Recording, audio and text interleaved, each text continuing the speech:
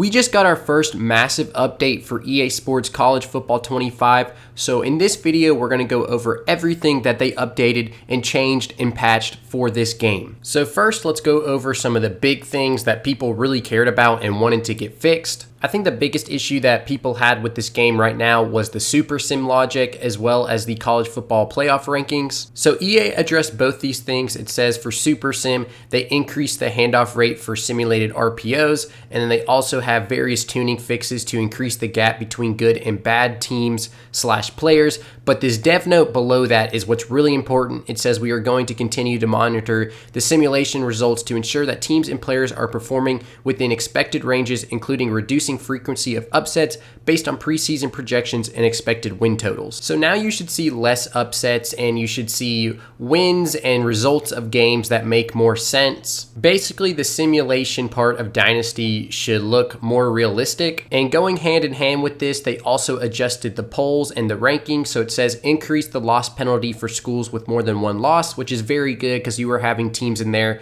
with 4 and 5 losses that somehow were getting into the playoffs. It also says increase the weighing of conference prestige in the poll calculation, which I know some people are going to think this means like SEC bias or, Big Ten bias, but really what it probably means is that these group of 5 schools are going to be in the playoff less. You obviously get the one group of 5 school that wins their conference championship. That's the highest ranked. They automatically get in. But after that, it would probably be very unlikely to see any more. However, that was an issue. You were seeing, 2-3 group of 5 schools in the playoff, which is just highly unrealistic.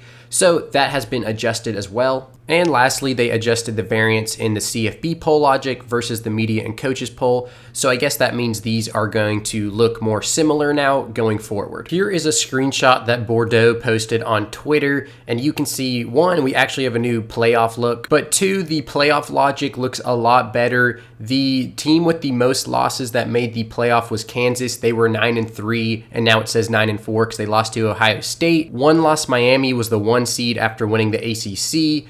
Oregon, who had 2 losses, was the 2 seed after winning the Big Ten. Kentucky, who had 2 losses, was the 3 seed after winning the SEC. And then Kansas State, who had 3 losses, was the 4 seed after winning the Big 12. And you only have the one group of 5 team with Texas State. They got in because they were the highest ranked group of 5 champion. So I think for the most part, this looks great. It's definitely improved from before. They also adjusted recruiting for Dynasty mode. It says our primary goals for this update were to remove most of the recruiting strategies that were discovered during early access and to smooth out the pain points our players were reporting. Recruiting is a delicate balance as we want to try to make things as realistic as possible while also allowing players to live out their football fantasies. With that in mind, we decided to introduce additional recruiting logic and balance changes. Here are those changes. It says fixed an issue where teams were pursuing too many quarterbacks in high school recruiting. I honestly didn't really notice that, but it looks like they fixed that. They reduced the number of unrecruited 4 and 5 stars early in the season. This is a very good change. I think this means if you're using a smaller school, it was starting to get kind of easy to cheese 4 stars and some 5 stars even.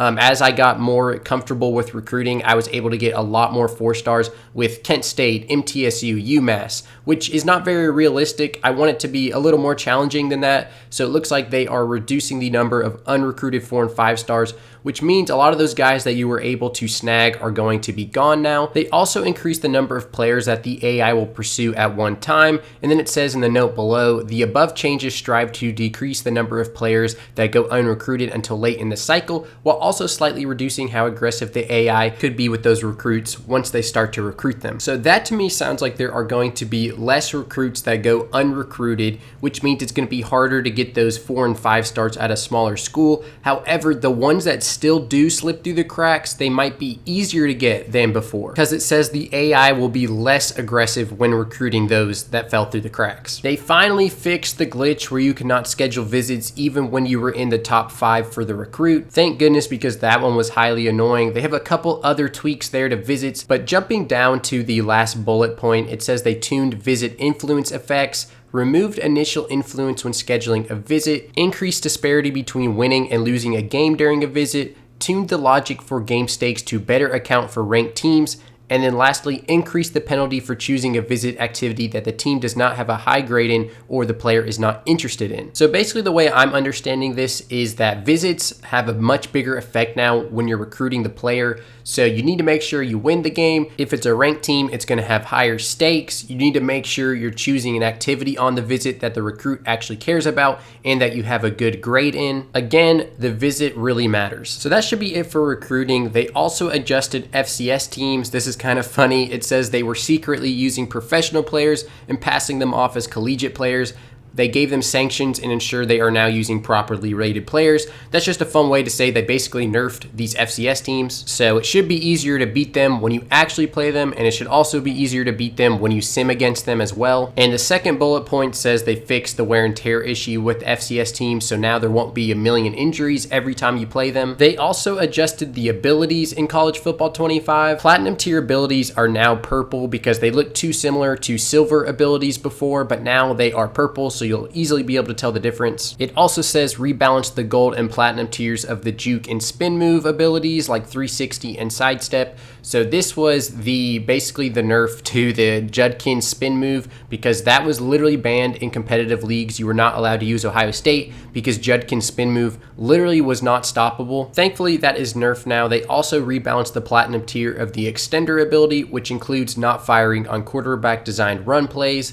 And then they slightly rebalanced the effectiveness of gold and platinum tiers of the quick jump ability. So a couple other abilities there that they balanced, but again, the biggest one is that spin move. Thankfully, that is now nerfed. I don't think I saw it in the patch notes unless I just missed it, but the rushing stats now are a lot more accurate to what real life rushing stats look like. If you had played through a dynasty season, you would notice that for some reason, the leading rusher would only have like a little over 1,000 yards, like maybe 1,100 yards.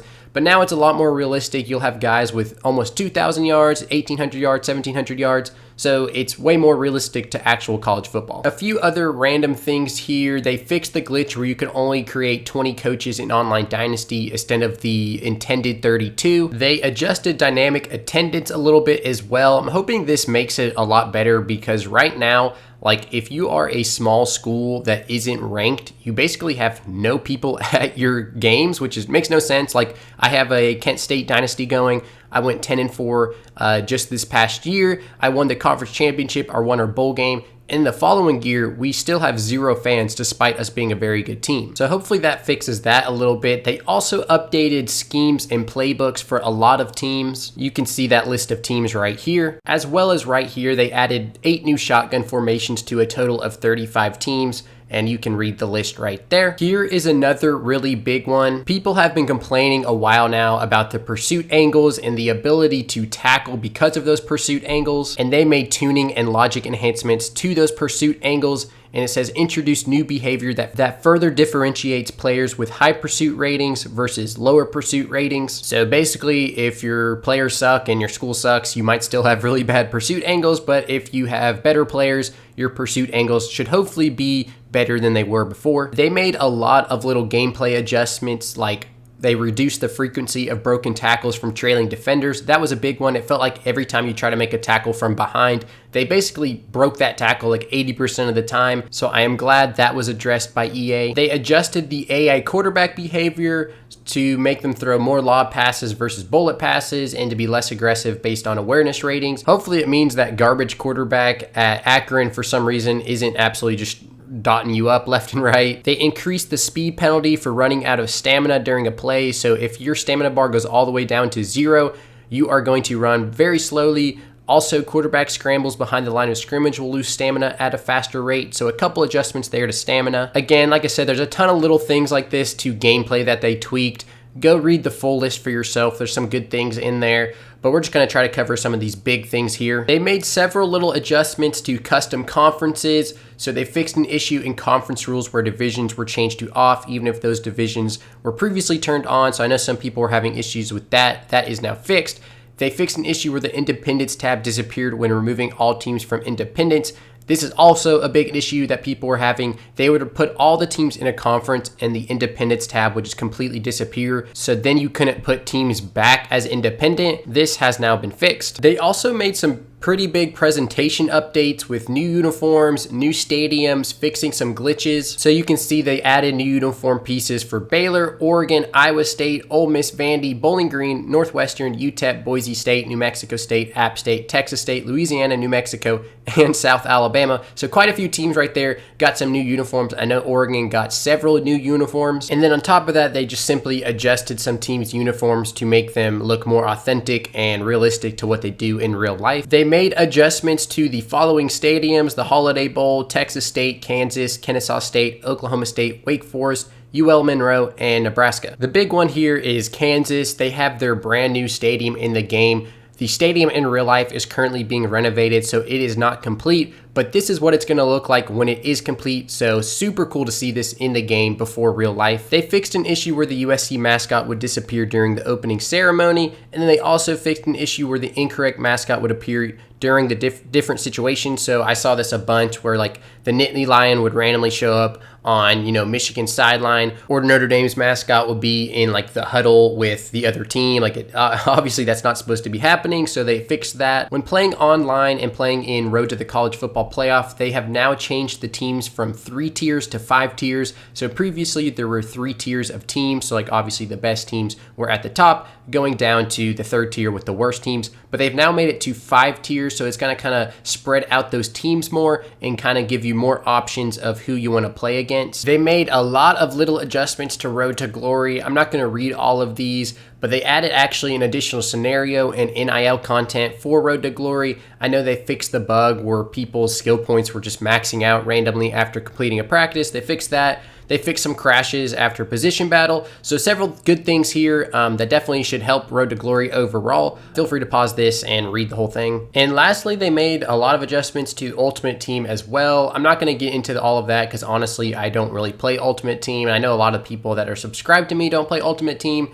But definitely go see yourself, read those things. There's definitely some good updates there for Ultimate Team. For the most part, all of the biggest issues we had have been addressed. I know one that has not been addressed is that we can still not change recruits' numbers. I don't know why. I know it has to do with the NIL and the real players in the game. They don't want to get sued. I don't see how that really applies. Like, we should be able to edit the numbers for the recruits. These are fictional players, but that has not been changed, unfortunately.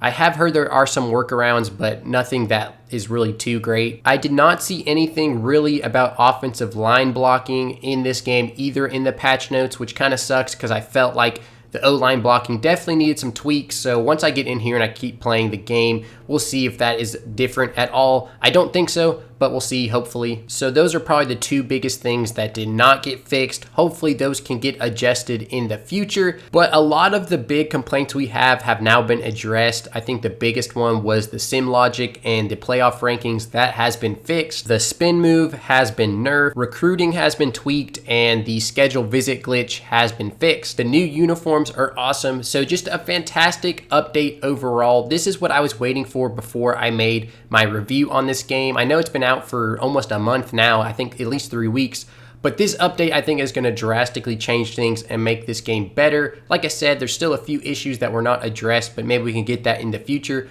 But I'm probably going to have my review out soon for this game after I play for a while with this update. One last thing quickly, there were also some updates and fixes to Team Builder, so hopefully that website is now running a lot smoother. So definitely go check that out, make sure everything's working properly. A lot of the little bugs and glitches should be fixed now. Thank you for watching. Follow me on Instagram at BringNCAA Follow me on Twitter at TubbyLight, and then subscribe here for more content just like this one.